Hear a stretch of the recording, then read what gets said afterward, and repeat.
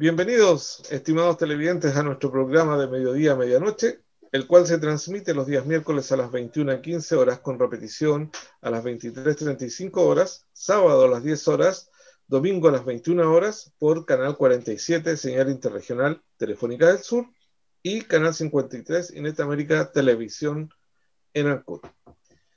Bien, hoy vamos a iniciar una interesante conversación junto a mi querido amigo Jorge Carrasco, con nuestra invitada. Me refiero a Marta Karina Álvarez Rojas, quien es cientista política de la Universidad de las Artes y las Ciencias Sociales, la ARCI, y magíster en Gestión y Promoción de Desarrollo Local, mención Innovación Tecnológica, de la Universidad de Valencia, Universidad de Jaume, UTEM, y título oficial de la Unión Europea. ¿Y por qué invitamos a Marta Karina? Bienvenida, Marta, a nuestro programa. En primer lugar, vamos a iniciar la conversación junto con Jorge. Jorge, tienes la palabra. Muchas gracias, Boris. Preguntarle a Marta cómo está, cómo ha sentido todo este tema eleccionario. ¿Cómo te sientes, Marta? Bueno, primero saludarlo a Boris, Jorge, y gracias por invitarme. Ha sido algo inesperado para todos los analistas, incluso también los periodistas. Arduo también porque estuve trabajando en las 2 jornadas, haciendo prensa, y fue bastante larga e intensa la jornada, y como te digo, bastante inesperado el escenario que se va a dar, porque del que vamos a conversar. Así que gracias por invitarme.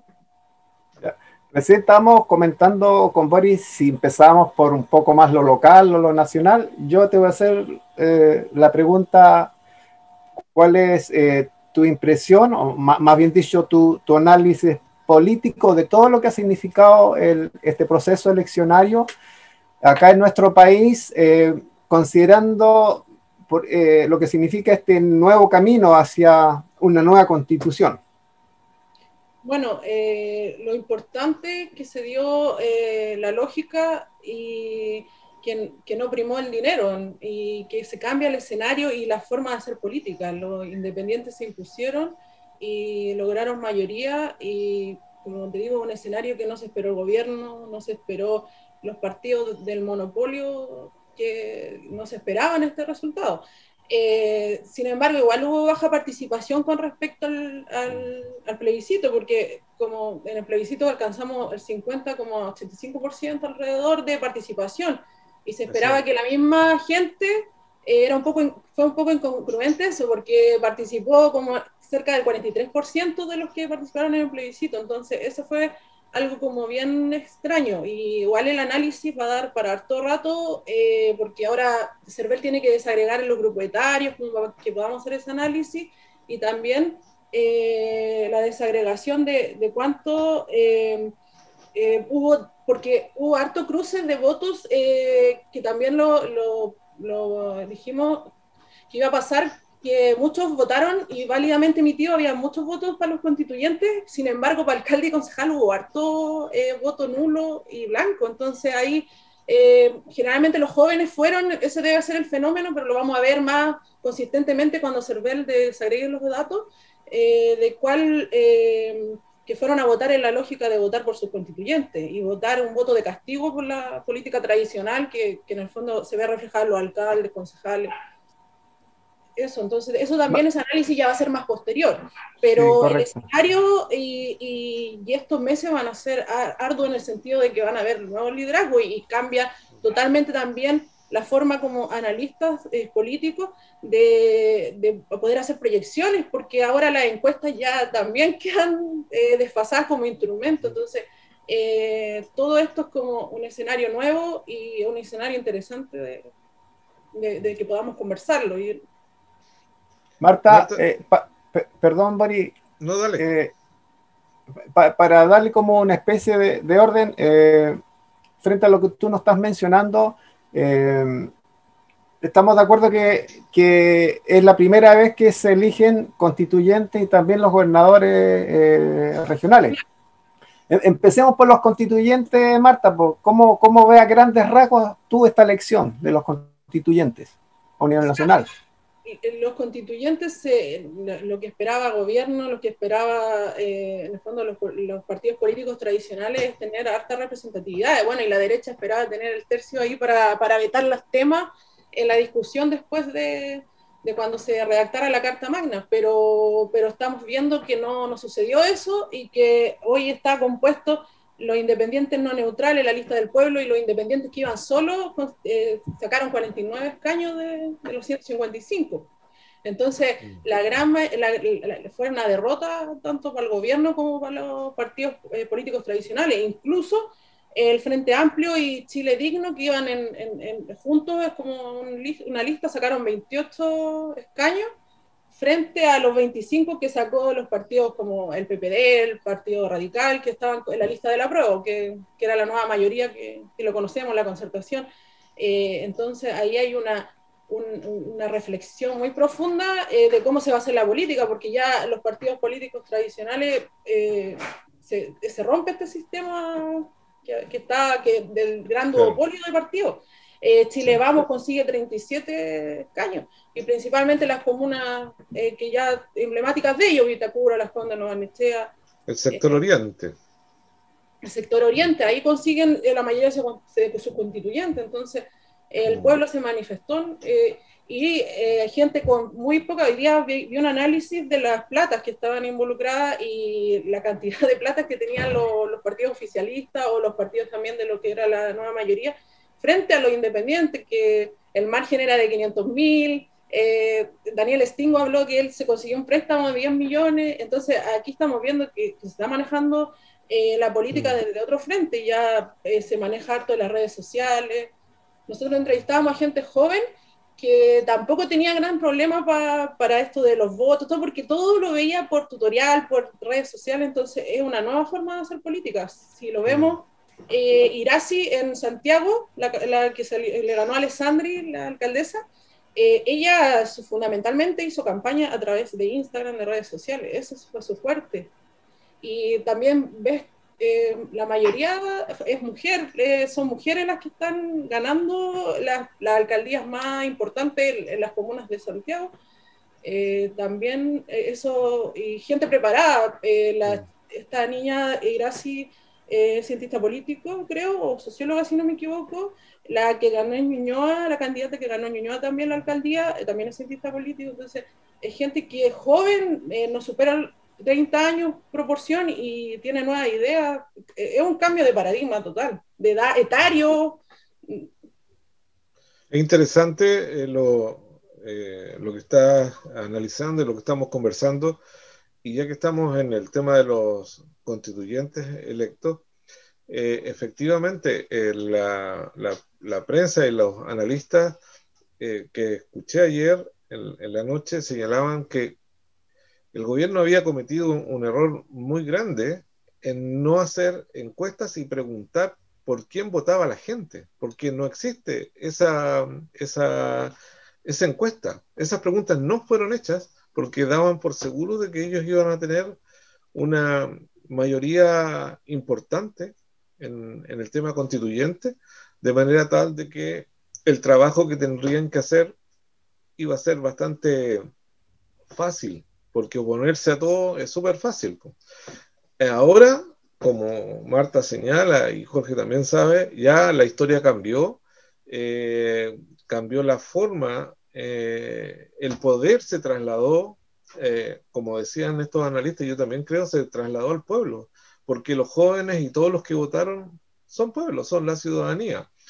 Luego, el trabajo, pienso yo, que hay que hacer es en los escaños reservados de las etnias, porque ellos tienen una forma de pensar, de vivir diferente a la nuestra y de practicar lo que es el hacer políticas diferentes. Tienen una cosmovisión distinta de vida.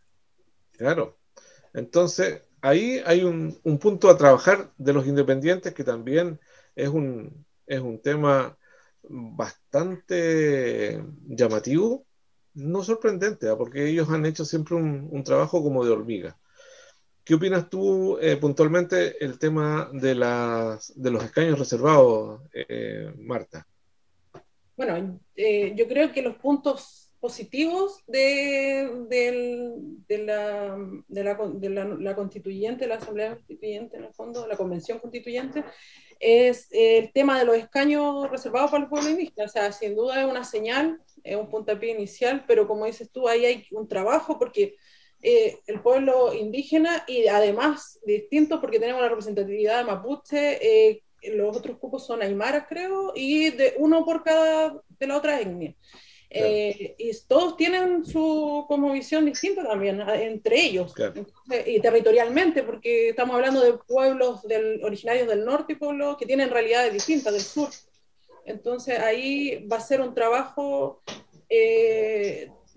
muy arduo. Yo creo que ahí tiene más sintonía así con los independientes, y el trabajo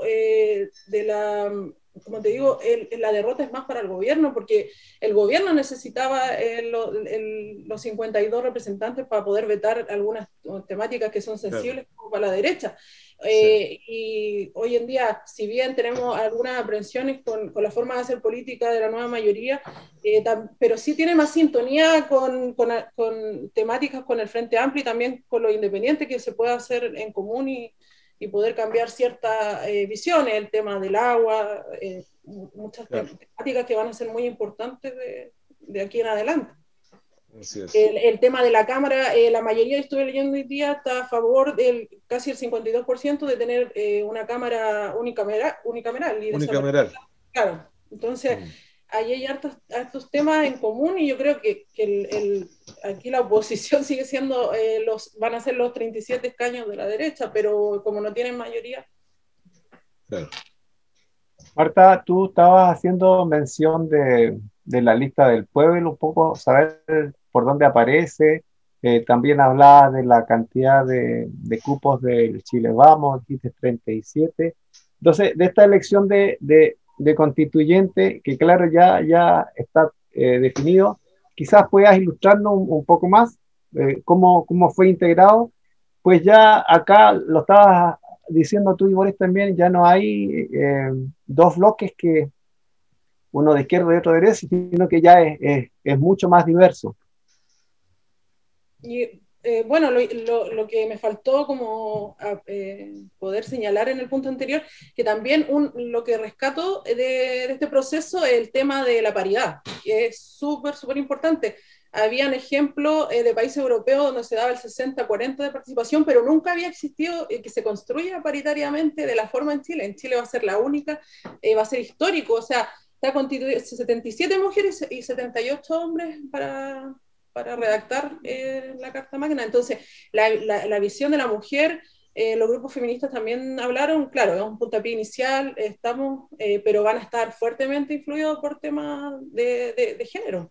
Entonces, súper importante y relevante poder señalar esto, porque, como te digo, ninguna parte ni en Bolivia, ni en todos los procesos que se han dado, la Asamblea Constituyente había existido paritario. O sea, acá se logró la fórmula, decía que ninguno estuviera menos del 45 y ni uno más del 55, pero igual se logra casi igualitario, 77-78, ya no podía ser mejor. Incluso la fórmula, un dato, la fórmula de paridad favoreció a los hombres. No sé si ustedes lo sabían. 13 hombres fueron más favorecidos y solamente 5 mujeres fueron favorecidas por el tema de la paridad. Entonces es súper, súper importante señalar eso. Porque también teníamos mucha incertidumbre como analistas, el tema del sistema electoral, que cómo perjudicaba, porque el sistema opera por listas. Entonces igual, claro, en la 10ª región se dio un caso acá de una candidata que en Chile Vamos, ella subió por paridad con 5.038 votos, y el candidato de su lista tenía más, tenía 5.300, él era el candidato elegido, pero por paridad tuvo que subir ella. Sin embargo, había un independiente que iba sola como independiente, no me acuerdo el nombre de la lista, pero en el voto era la última que iba independiente en esta región. No sé si ustedes ella iba sola, sin lista, entonces ella tuvo, a pesar de tener más votos que la chica de Chile Vamos, que la candidata de Chile Vamos, no salió por el tema del del sistema electoral de Home, pues tenía 6.300 votos y no sale porque el sistema opera por lista. Entonces la lista de Chile Vamos en su conjunto tenía 10.000 o 13.000, entonces elige un candidato ahí y se pierde la independiente. Ahí se refleja un poco cómo opera, porque nadie sabía en definitiva en Chile cómo operaba bien el sistema, porque y sobre todo los constituyentes, porque era complejo, porque después de operar eso también operaba el tema de la paridad, pues iba corrigiendo el tema de los escaños y la paridad. Pero un ejercicio nuevo y que también se podría aplicar a todos los niveles de elecciones. Después vamos a hablar un poquito de lo local también. Sí.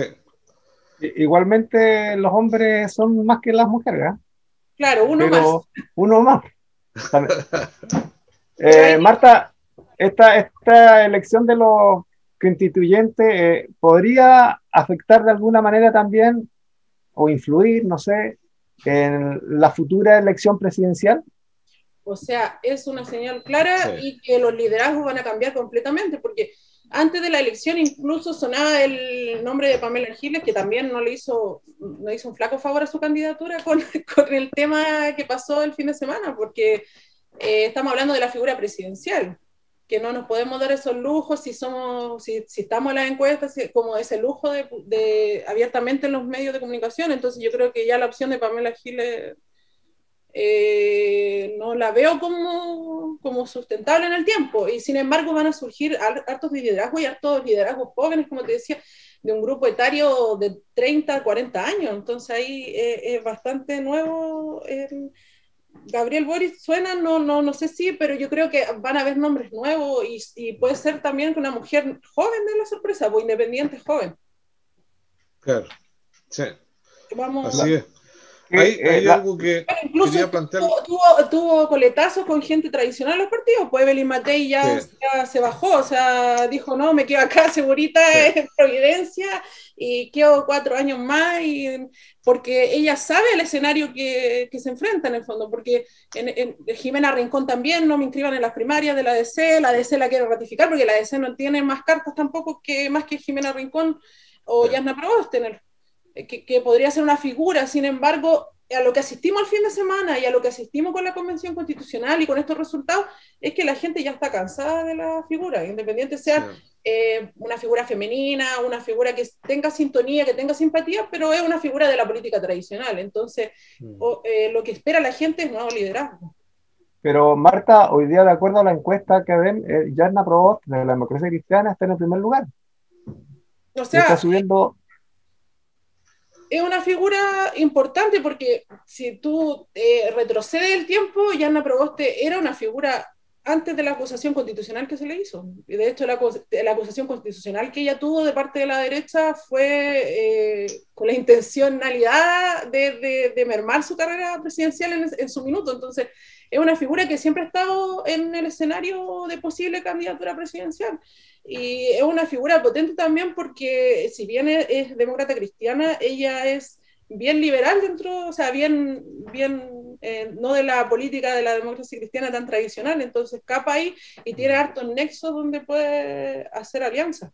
También es una figura, pero como te digo, habría que ver y también darse una vuelta con lo que dijo la ciudadanía, porque como la encuesta hoy en día, para mí como analista, si me pregunta, no son un instrumento tan certero para pronosticar. Yo creo que habría que darse el trabajo, por lo menos en 30 días, ya viene la vuelta de los gobernadores, y ahí darse el trabajo como de ver qué figuras se van potenciando. Igual el lapso es súper corto, pero van a surgir. O sea, nosotros vamos a tener que votar de nuevo en junio. Sí. Si no me equivoco, es el día 13 de junio, creo. Ya. Sí, la elección de gobernadores. Y quería Kuchel con Patricio Vallespín al balotaje. Hay un tema que conversábamos con otros amigos acerca del tema de la participación en esta elección, que volvió a bajar la votación. Y uno de las instancias que conversábamos, en las cuales yo también estoy de acuerdo, es que uno de los temas que tienen que ir en la Constitución es que el voto vuelva a ser obligatorio porque tú no puedes tener una dicotomía o de diferencias en los periodos de elecciones tan grandes.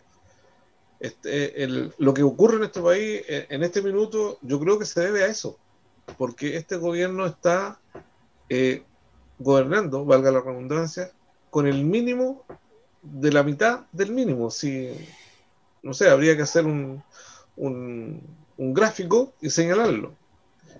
Pero tú, hasta en una organización sindical, no podés decir que eres legítimamente electo con 2 o 3 votos de diferencia por extrapolarlo. Tiene que ser con una participación maciza de tu base, de la ciudadanía, para que legitimes lo que tienes. Entonces, era como una modificación clara que tiene que ir en la Constitución, porque como país, como ciudadanos, parece que nos gusta que nos obliguen a algo que nos han enseñado desde siempre, de que es un deber. Entonces se dejó libre y tenemos las consecuencias ahora. No sé, ¿qué opinas tú, Marta? Grandes figuras también se refirieron en figuras de la política que tendría que ser obligatorio nuevamente. Igual, no sé si me equivoco, si el tema del plebiscito salida es obligatorio, la Sí. votación va a ser obligatoria. Sí. Y eso es positivo porque ahí en el fondo vamos a definir si nos gusta o no esta nueva constitución que redactó la Convención Constituyente. Y eso igual, menos mal que quedó establecido así, porque como dices tú, no tiene ninguna lógica que pasemos todos estos procesos sociales, que una revolución que fue la de octubre del 2019 y que luego se vaya desencadenando en menos participación. A mí me preguntaron por la baja porque es mucha, o sea, como te decía, el 50,85% del electorado participó en el plebiscito y ahora el 43%, entonces hay una baja muy importante. Ahora yo creo que pasó la cuenta el tema de la pandemia, de las políticas sociales también, que yo creo que fue fundamentalmente eso, o sea, cuando tú te pones a analizar que el gobierno no respondió a la pandemia en este periodo, desde las elecciones del plebiscito hasta ahora, no hubo una respuesta inmediata, un salario mínimo garantizado, y la gente tuvo que echar mano de su tercer retiro ya, entonces tú te señalas que hay un descontento, y la gente dijo no, de parte de ese, claro, que estaba muy eufórico, a lo mejor muy entusiasmado con participar en este proceso, también dijo hay descontento y un voto de castigo de la no participación. También estamos pasando por el contexto de pandemia y el contexto de pandemia trajo consigo muchos temas económicos y sociales que acrecentaron la desigualdad que había y el descontento. Entonces ahí yo creo que se explica la baja desde el plebiscito ahora. Pero como dices tú, yo creo que es importante darle una vuelta y que la Convención Constituyente pueda dejar eso establecido, que el voto volviera a ser obligatorio. A mi parecer es súper importante desde la concepción cívica, desde lo que uno le inculca a su hijo, no sé, por lo menos. Porque podríamos, no sé, manejar una nueva tecnología, como se hace en otros países, y votar desde tu casa, ponte tú, a través del computador, o dejar votado antes de cuando ya se arma todo el proceso eleccionario, y eso existe. Se podría también ser una alternativa. Sí, igual para la es gente. como, claro, buscar alternativas como para facilitar a la gente el instrumento. Sin embargo, tú ves antiguamente y a la gente que entrevistaban, gente de edad, de la tercera edad, es súper disciplinada para votar. O sea, y acá mismo tú lo ves en la isla, gente de ruralidad que le cuesta llegar, y igual ejerce su voto y van y llegan. Entonces, de repente no es excusa eso de, no sé, no tuve locomoción en la capital, donde ya hay más instrumentos para moverse. No sé, hay Uber, hay distintos sistemas donde tú puedes llegar a votar. Claro, eso no sería excusa. Yo creo que va más por eso, por la sintonía. Igual también ver las comunas, el mapa, lo que estábamos hablando al principio, las comunas que tienen mayor participación histórica, Vitacura, Las Condes, Los Barnechea, que son comunas de la derecha, la centro derecha, o la derecha ya más radical, y las comunas con menos participación, Puente Alto, La Pintana. Entonces, ahí te explica la desigualdad, porque la gente de La Pintana y la gente de Puente Alto tiene desconcierto, o sea, desconcierto económico, no tienen para comer, como se dice en palabras ya no tan politólogas. Sí. Pero Sí. eso pasó en esta elección, sí. Pero Marta, a esta altura a 2 días de lo que fue esta elección, 2, 3 días, no 2 días, yo escuché en algunos programas por ahí que hubo poca participación de la gente más joven. ¿Será así? ¿Se puede, a esta altura, a 2 días de la elección, se puede saber qué edades votaron más o menos? O sea, solamente se puede saber por los que estuvimos como en terreno, como la percepción, pero como te decía, para poder hacer esa desagregación va a haber que esperar a CERVEL y más o menos se demora como 15 días en hacer esa bajada de información como para que podamos hacer ese análisis. ¿Tuviste menos junto tú que estuviste en las mesas?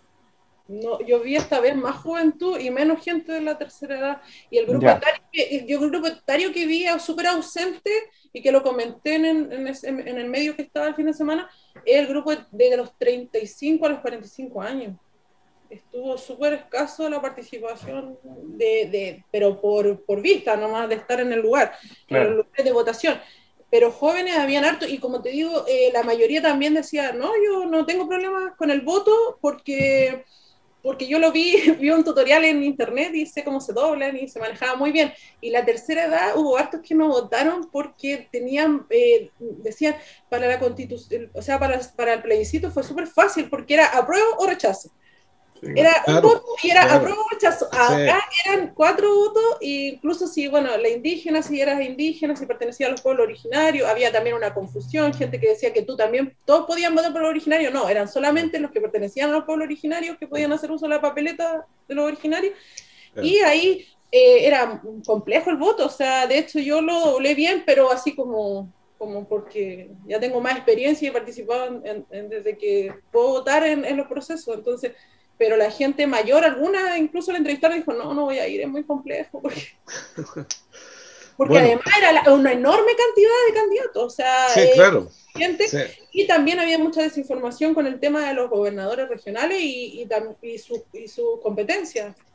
Así es. Entonces, también... Bueno, estimado Jorge, estimada Marta, vamos a ir a un breve corte y volvemos enseguida en nuestro programa de Mediodía Medianoche para seguir esta interesante conversación. Vamos y volvemos.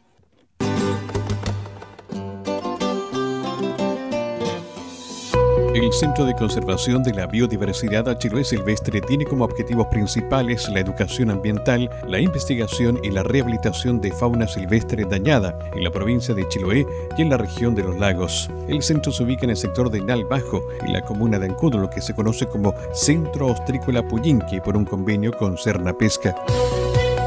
En 2017 recibió cerca de 70 pacientes de fauna silvestre de diferentes especies propias de este territorio. Las principales causas de ingreso son atropellos, disparos, tenencia ilegal, abandono de la madre y ataque de perros. De todas estas causas, el ser humano es el responsable. Los perros son un gran problema para la fauna silvestre, pues no solo persiguen y dan muerte a muchos podúes, aves y otras especies, sino que también pueden transmitirle enfermedades, sobre todo al zorro chilote, una especie emblemática de Chiloé y en peligro de extinción. Chiloé Silvestre te recuerda que según la nueva ley de tenencia responsable de mascotas es deber de cada propietario el mantenerlos en óptimas condiciones. Recuerda no dejar a tu mascota suelta, utiliza el chip de identificación y cuida su salud desde joven, llevándolo al veterinario y siguiendo su plan de vacunaciones y desparasitaciones. Con esto no solo proteges a tu mascota, sino también a la fauna nativa del archipiélago de Chiloé. Un perro abandonado siempre será un potencial depredador y diseminador de enfermedades a la fauna silvestre. Vacúnalos, esterilízalos y hazte responsable de todo su cuidado. Si ves un animal silvestre en problemas, llama a las autoridades para que acudan en su rescate. Servicio Agrícola Ganadero, Servicio Nacional de Pesca, Carabineros o Armada de Chile.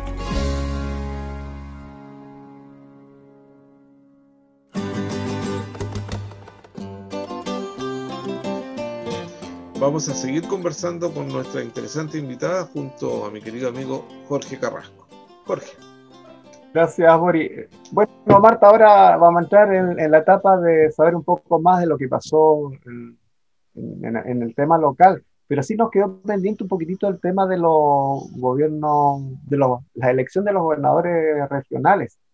Para saber un poco más, al principio nos estabas contando que pasaron solamente 3 que cumplieron con ese 40%.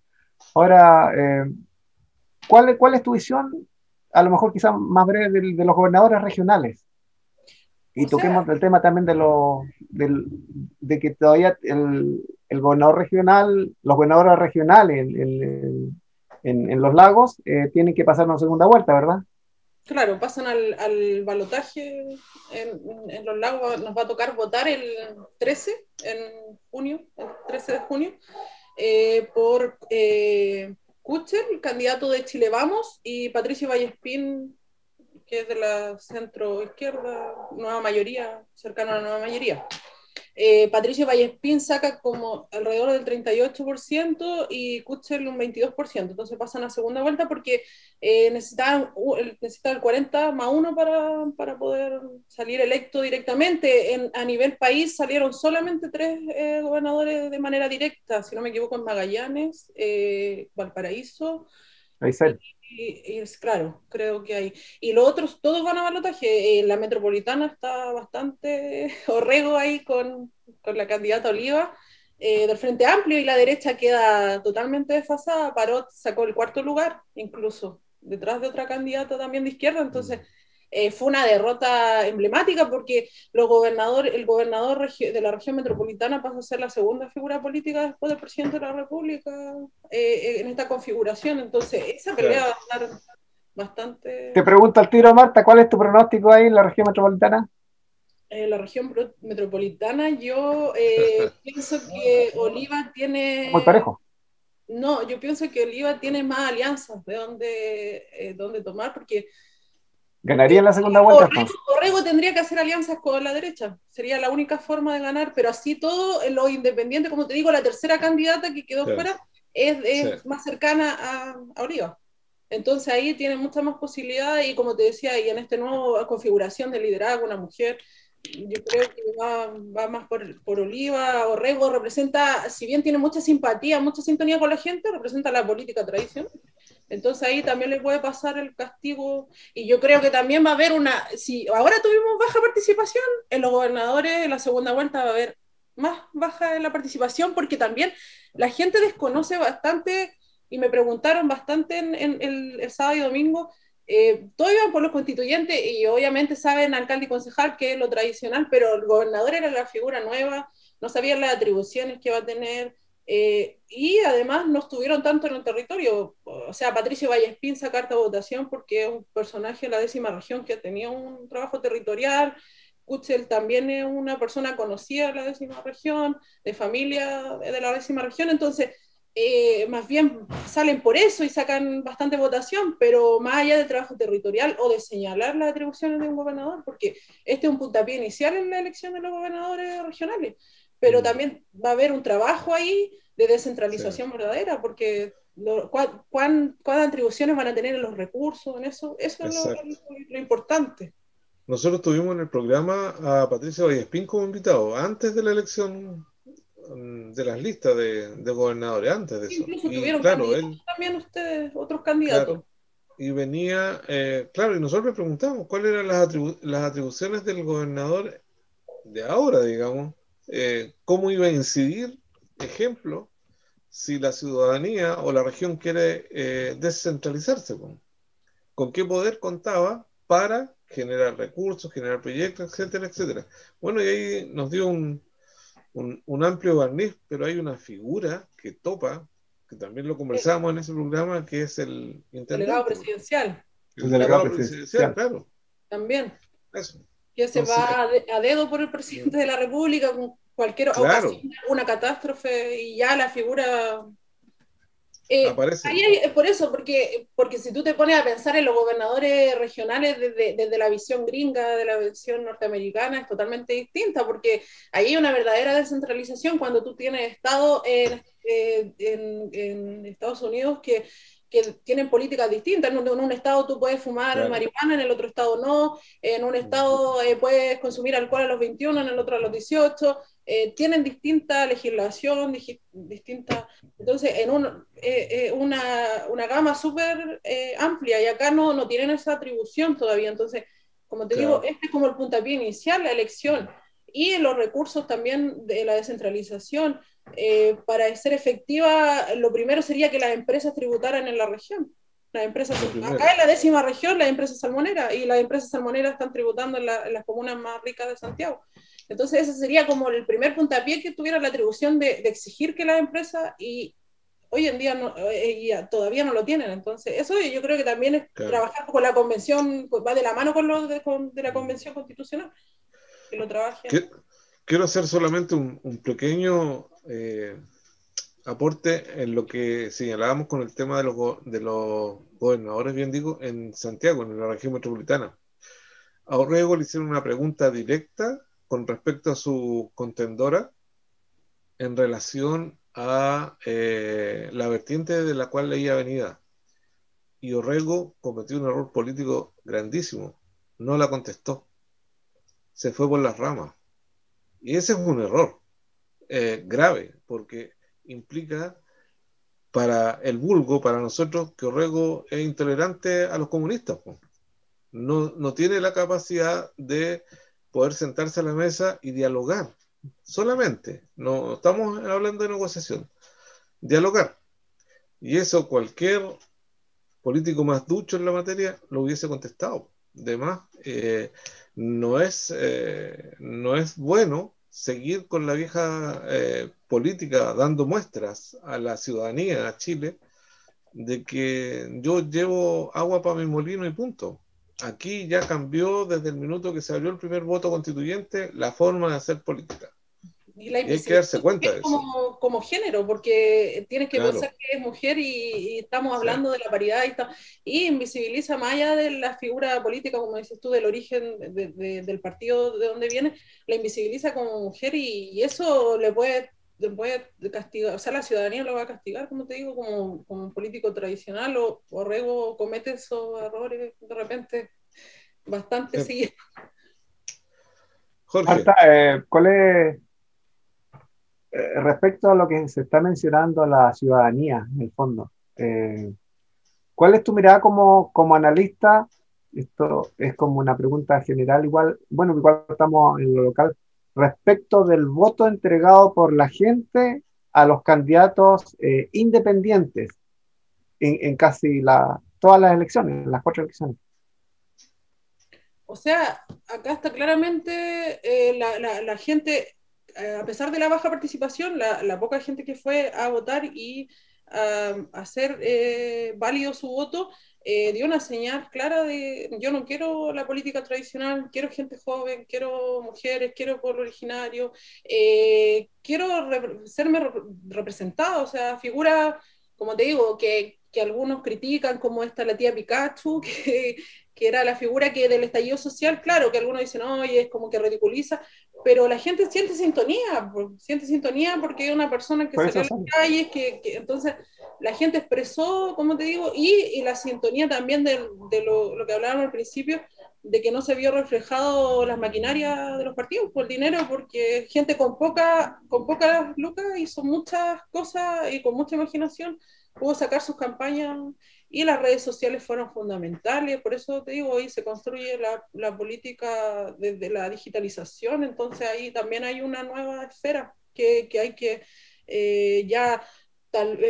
claro, el puerta a puerta sirve, las plazas ciudadanas, la política antigua que se hacía en las campañas, ahora son más efectivas, y también con la pandemia el tema de la llegada a las redes sociales, y el mensaje también, cómo llegas por redes sociales, porque hay formas también de llegar y otras como más tradicionales, o sea, más prudentes, y otras que tampoco a lo mejor fueron efectivas. Como te decía, había un candidato que tenía alrededor de UDI joven, que tenía alrededor de 17 millones, y frente a una candidata que tenía 590.000 pesos, y salió la candidata con los 590.000 pesos, hizo campaña y salió y se perdió la plata.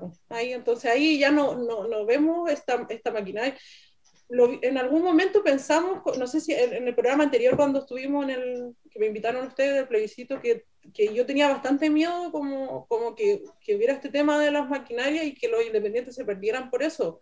Claro. Y porque el tema electoral también perjudicara, porque acá, si bien a la 10ª región, como te señalaba en este caso, perjudicó a esta candidata que iba solita, a la mayoría nacional no fue así, y eso es importante. Es importante porque la derecha y la mayoría de los 37 votos salieron en las comunas más ricas, ¿no? Ahí sacaron a sus constituyentes.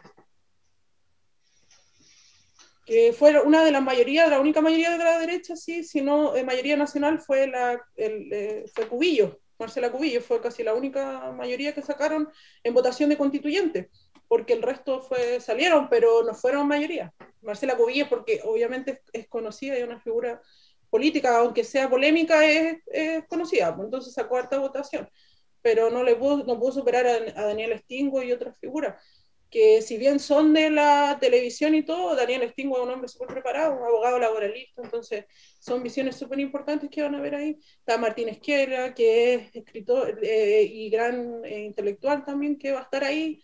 Está Fernando Atria, que es un abogado constitucionalista, sí. Entonces está compuesto por hartos profesionales, pero igual también hay diversidad, hay un mecánico, hay hasta un mecánico automotriz, dueñas de casa, entonces hay está el Chile nuevo, el Chile nuevo está representado ahí, harto joven, como te digo, que pudo acceder, casi todo esto que yo te mencionaba, cientistas políticos, sociólogos, son la primera generación de la familia que logró, como en mi caso particular, que logró llegar a la universidad. Lo que está pasando en Chile no es... Entonces, importante mirar ahí de la gama de... Ahora hay que ver cómo se van dando las alianzas dentro, pero como te digo, yo ahí, el Chile Vamos es el que está más atrás en la constituyente para poder poner sus temas. En el plano local, Marta, yo miraba la página del CERVEL, y entonces colocaba la región, colocaba la comuna, y ahí miraba cómo iban los constituyentes, y claro, miraba quién estaba con buena votación. Recuerdo a Cristian Ruiz, a la Rosabetti Muñoz, también estaba la Patricia Sanzana, y me parece que no vemos al final ningún encuestano que nos represente. ¿Qué te puede decir eso? Rosabetti Muñoz con muy buena votación en Ancú, obviamente porque pertenecía a la comuna y figura... Pero hay que mirar el espectro total, claro. Claro, pero cuando yo después me metí a Castro, Julio Álvarez también es una figura en Castro. Claro. En Castro dobló en votación. Rosabetti igual sacó votación en Castro, para mi sorpresa, pero obviamente Julio tenía mucha más y tuvo votación en Puerto Montt bastante también. Y ahí Julio salió como representante de Castro. Claro, las miradas cuditanas no las vamos a tener, lamentablemente. Podrían haber sido más constituyentes como para haber tenido también escaño como por comuna, pero era mucho, pues ella se escapaba de la... Pero por lo menos igual vamos a tener algún chilote ahí representado. Lamentablemente, como te digo, no fue ancuditano, porque Rosabetti era un aporte igual desde el aporte a la cultura y todo el reconocimiento que ha tenido como ancuditana. Yo creo que, y también mujer, hubiera sido un buen aporte. Pero ahí Julio tuvo más, tiene una carrera política bastante y también como abogado. Igual yo creo que con su aporte de abogado desde las leyes, Julio también va a hacer un aporte. Espero que ponga las temáticas insulares como prioridad. También pues un buen trabajo que realizar ahí. Claro, porque Chiloé igual, la idea es que Chiloé y los temas puntuales, porque como isla tenemos una realidad totalmente distinta al territorio, sean puesto en la discusión de la convención constituyente. No dudo ahí en la capacidad de los representantes de la 10ª, y que ahí también, si bien todos no son, como te digo, está Juli, que pueda concientizar a los otros representantes de la 10ª región de que pongan las temáticas de Palena, de Chiloé. Eso es importante, que la 10ª sea un Fíjate bloque. Que hablando y siguiendo la lógica de lo que estamos conversando, pienso que es bastante difícil que nuestros constituyentes electos puedan incidir en ese tema, porque son pocos, pues, sí. De hecho, la 10ª región son 4. muy, muy amplia y son 4, nada más. Entonces, poner en la mesa... El distrito 26. 5 en el escaño para el pueblo originario. Claro. Habría que hacer alianza al tiro. 5 porque el otro distrito está Osorno, pero igual, como dices tú, ya Puerto Montt en sí es grande, entonces tendría que haber tenido, por lo menos como Chiloé, a lo mejor haber tenido 2, haber sido distinta la repartición desde las realidades, pero ya es una discusión que es bastante, que se dio en su momento, sí, se dio en su momento, sí, pero bueno. Son también, eso fue lo negativo de la convencional, po. Si bien tuvimos la paridad, tuvimos los escaños indígenas, faltó el tema de la descentralización y la territorialidad y que se expresara en eso, con alguna reserva también para los territorios más australes, que tuvieran otra realidad. Eso hubiera sido primordial, pero no fue, pues. Esperemos que ahora los representantes, que aunque sean poquitos, puedan tener la voz, pues. Eso es lo que esperamos. Gracias. Jorge. Vamos ahora al tema de los concejales, del alcalde. Bueno, en los concejales se mantiene uno antiguo, que es Alex Muñoz, ¿cierto? Sí. Se van 5 concejales y llegan 5 nuevos. Y yo los tengo acá, los voy a leer. Ruth Caicheo, Rubén González, Pedro Naguil y Ibáñez, ¿cierto? Y Mandiola. Ahí serían los 6, claro. Y lo más peleado la votación, que fue el de alcalde, pues muy apretada esa votación, pareja la votación hasta el final, con Andrea Ojea y Carlos Gómez. No sé si quiere decir algo. Sí, antes de entrar a los alcaldes, quería señalar en el fondo que, bueno, Ruth Caicheo sacó la mayoría de votación. Sacó mucha votación, sí. Claro, y me alegro porque, bueno, es la única mujer ahí también, por eso les decía delante, debería aplicarse la paridad también ahí en la regla. Se fue una mujer y llegó una mujer. Pero sí, pero debería ser igual paritaria, como la constituyente deberían ser en los territorios también paritarias, porque, o sea, están 5, son 6 y son 5 hombres, entonces deberíamos tener a lo menos 2 concejales mujeres, pero bueno, a lo mejor para la otra ya se empieza a ver nuevas figuras locales, gente más joven también que tenga nuevo liderazgo acá en Ancud. Eso sería muy buen aporte. Porque si no me equivoco, el único como más joven del listado es Mandiola, ¿o no? Samuel Mandiola, de juventud. Rubén González también es joven. Ya, pero los otros son como ya más de edad. Entonces, la idea sería como más, como rejuvenecer ahí un poco No, pero es un consejo de los jóvenes. Sí. Ahí ahí no tengo mis aprensiones con la paridad, pero bueno, en cuanto a los alcaldes, estuvo compleja la elección, complejísima. Así es. El CERVEL, como le comentaba Boris antes de empezar el programa, el CERVEL bajó los datos súper lento, entonces, y además tuvo errores de comunicación, porque no ponía las mesas escrutadas, sino que el porcentaje, entonces hubo bastantes errores, y los comandos se daban por ganadores, la gente salió a celebrar y después no ganó, entonces hubo bastante ahí confusión.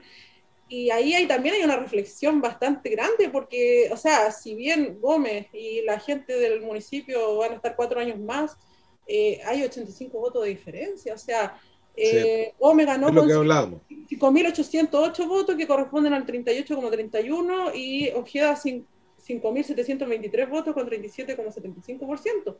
Y también implicando que Ojeda es un candidato independiente, claro, Gómez también como independiente, pero tenía un municipio detrás. Tenía un aparataje municipal igual detrás para el tema de la campaña, para visualizar, si bien no ocupa el municipio, pero tiene una visualización distinta a Ojeda, que es un candidato con menos recursos, nuevo, que no tiene el aparataje, como te digo, municipal. Entonces ahí yo creo que Gómez, felicitarlo, porque nuevamente porque fue reelecto, sí, pero sin embargo tiene que hacer una profunda reflexión y de cómo incluir a este 37,75% en el municipio. Porque hay algo aquí que sí a mí me queda dando vueltas, porque hay una presentación para que se haga el recuento de votos de nuevo, sí, con el tema de los alcaldes frente al CERVEL. Hay una serie de pruebas que creo que van a presentar, incluso videos, ¿ya? De manera tal de que no sé si el CERVEL irá a recoger esta solicitud de impugnación y hacer el recuento de nuevo, porque la diferencia es mínima, o sea, es es mínima muy y poco, además muy no poco. tengo ahora los datos porque no los pude bajar del server exacto, pero hay muchos votos nulo y blanco, muchos, que Claro. podrían ahí marcar la diferencia. Como te decía, ahí sí se dio la lógica que gente que votó por lo constituyente y después dejó el voto nulo o blanco en alcalde. Entonces ahí Pero frente a Marta, frente a la votación nulos o blancos, ahí no hay nada que hacer ya, ¿no? es que hay ciertos nulos cuando piden Nulos revisión. puede ser, claro. Porque ahí de repente la rayita un poco más, un poco menos, entonces ahí Claro, entra la revisión claro. voto y podrían entrar algunos nulos a revisarse de nuevo. El comando de Ojeda creo que hizo la presentación formal Sí, para la revisión. Es que generalmente cuando es mayor a 100 la diferencia de votos ya no se pide, pero la elección es muy estrecha. Además, como el CERVEL se demoró tanto, generó esta lógica como de poca transparencia en el proceso. Entonces, sí. creo que para tranquilidad, aunque dé el mismo resultado, no estaría de más hacer el proceso de revisión. Se ha hecho otras veces y en otras comunas. Claro que sí. Pero ese proceso se hace después de cuánto tiempo, o sea, me imagino que tienen que haberlo impugnado enseguida, pero a esta altura, yo creo, sin saberlo, el CERVEL tiene que haber rectificado a Carlos Gómez como alcalde de Ancud.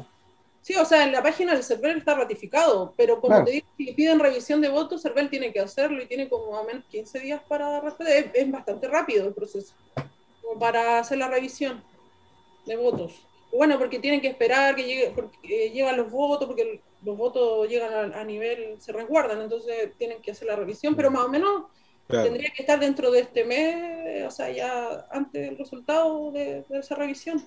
¿Debería ser antes de que asumieran o puede ser después también? Tendría que ser antes de que asumieran. Antes, ya, porque asumen ahora en junio o julio. ¿Cuándo asumen los? No tengo clara Ahí no tengo la claridad tampoco, la fecha.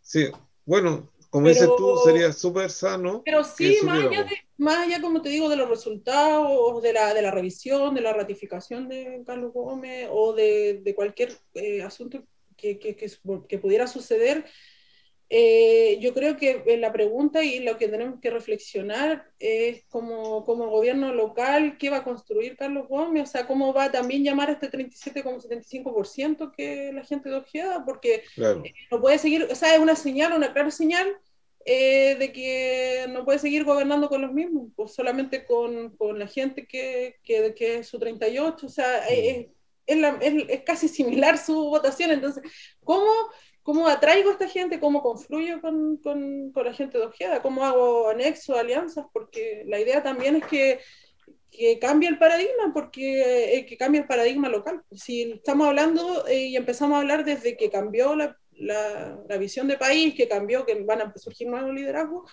Ancud no se tiene que quedar atrás de eso. Ancud también tiene que recoger esa realidad.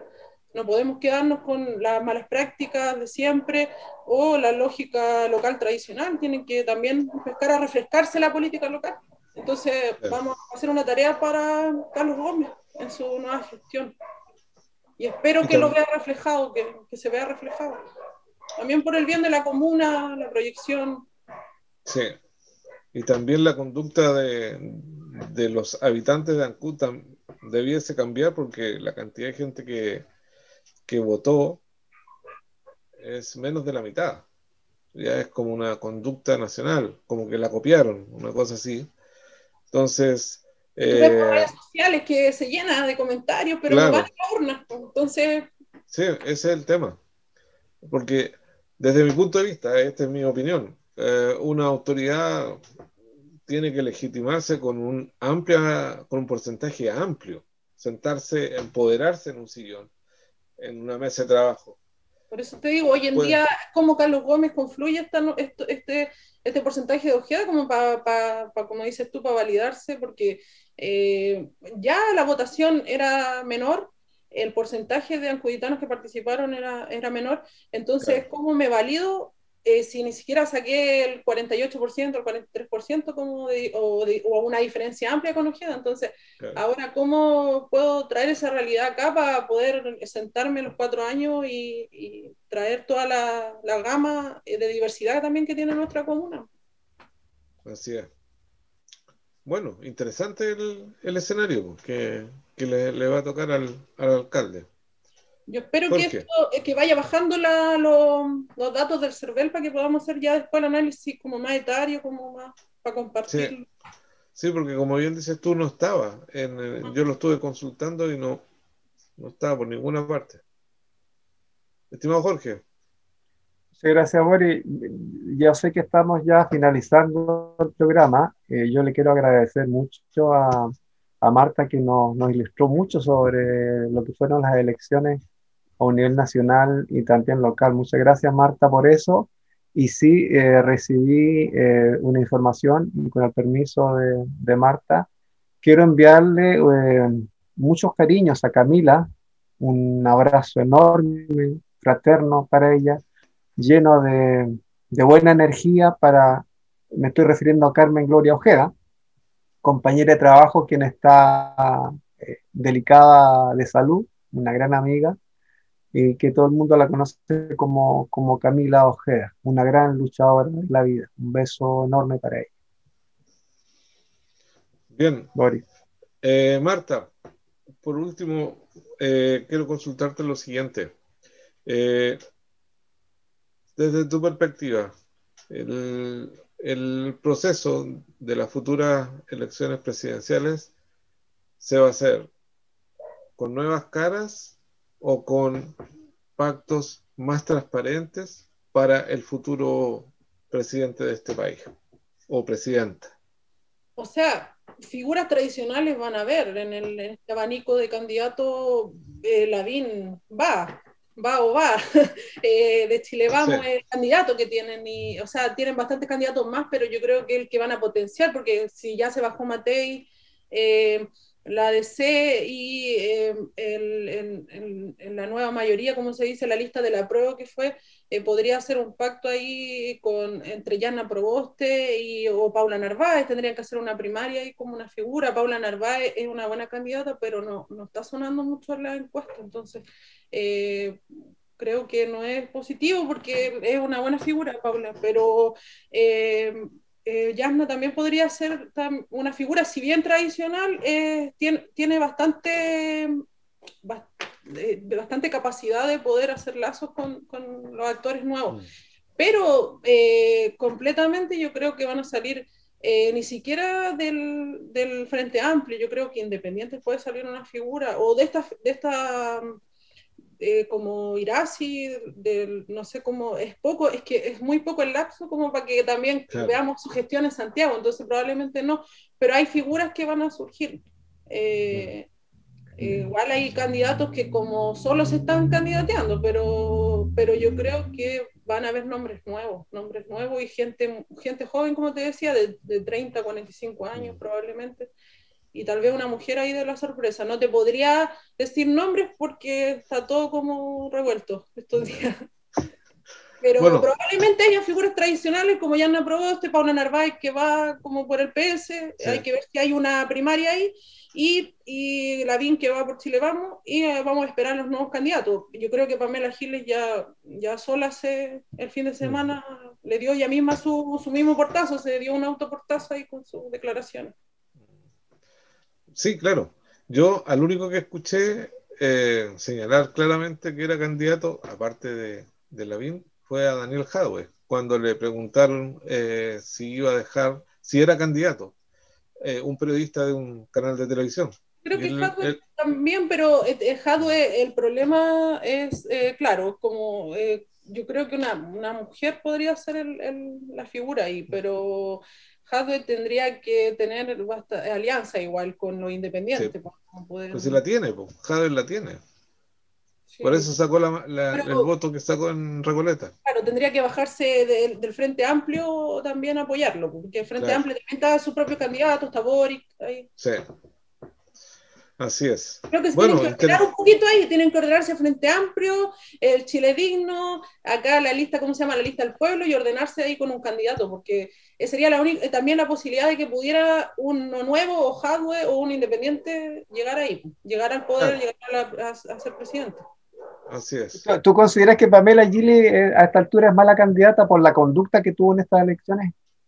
Es que yo creo que hay que ser prudente, o sea, yo creo que eso se le puede aguantar de repente a alguna autoridad local que se da como a nivel local, pero yo creo que cuando tú te estás proyectando como para una presidencial, para asumir el rol de conducir un país, no te puedes dar esas salidas de libreto, y al final se hizo un flaco favor, y más allá de un garabato, un improperio, fue el tema de ocupar su cargo para poder hacer, porque hizo campaña por su pareja, entonces eso no, eso es mal visto porque es una mala práctica de la política tradicional, volvemos al tema, o sea, es ocupar tu puesto de privilegio para poder, frente a gente que como independiente no tenía ese privilegio, para poder... Marta, el candidato del Frente Amplio, Boric, oficializó su candidatura, ¿no? No lo oficializó, pero ayer salió hablando probablemente que la inscribía. Sí. Así es. Que la inscribía. Pero todavía no es oficial. No es oficial. Bueno, estimado Jorge, estimada Karina, Marta Karina. El CERVEL le informó que ya estaba, ¿cómo se llama? Que ya habían sus firmas suficientes como para la candidatura, la habían aprobado. La había reunido. Claro. Probablemente oficializa todo. Antes que termine la Marta, yo quisiera preguntarle un buen candidato desde el punto de vista, no sé, político, los análisis que hacen ustedes, de la derecha y otro de la izquierda. ¿Quién sería bueno? La viene buen candidato, ¿no? Ese pregúntame el año 2022 a mí. Yo creo que había un buen candidato de la derecha, no sé, pero a modo personal a mí me gustaba Sichel, pero no, ya no. Sichel. Sí. ¿Seguirá subiendo Sichel o ya no, ya se quedó? Yo creo que se quedó un poco ahí, que van a potenciar a Lavín, que es como la figura. La derecha en sí es como bloque, porque lo que le queda no es fondo. Y Jadwe como candidato presidencial, ¿cómo lo es? Me gusta Jadwe, pero preferiría una figura femenina ahí en la presidencia. Me gustan las mujeres liderando. Claro. Es que ya es como que habló un poco el país también, pues los votantes también expresaron que les gusta votar por mujeres, porque si no, como te digo, cuando aplicó la paridad favoreció mayoritariamente a hombres. Si hubieran votado por hombres, hubiera tenido que aplicar al revés. Entonces el votante expresó que le gustan las candidatas mujeres, entonces podría ser algo interesante. Así es. Bueno, estimados, hemos llegado al final de nuestro programa, de esta interesante conversación, pasó volando. Marta Karina, quedas invitada al análisis que quedó pendiente, junto a mi querido amigo Jorge Carrasco. Le vamos a enviar un saludo fraternal a nuestro amigo Carlos Cabello, que está un poquito delicado de salud, pero ya va a salir adelante. Yo solamente señalar, queridos televidentes, que nuestro programa de mediodía a medianoche llega a su fin. Los esperaremos en un próximo programa con un nuevo invitado o invitada para conversar de la contingencia nacional y local. Mediodía a medianoche termina acá. Hasta siempre. Nos vemos.